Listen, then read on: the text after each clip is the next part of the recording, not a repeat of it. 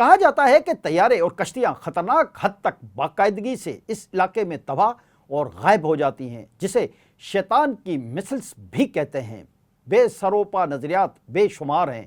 Bermuda triangle نامعلوم اڑنے والی چیزوں کا مرکزی مقام ہونے سے اٹلانٹس کا دلدلی شہر مقام ہونے تک، جہاں ہوائی جہازوں اور کشتیوں کے غائب ہونے کے واقعات غیر معمولی یا مافوق الفطرت عناصر کی طرف سے تھوپ دیے جاتے ہیں۔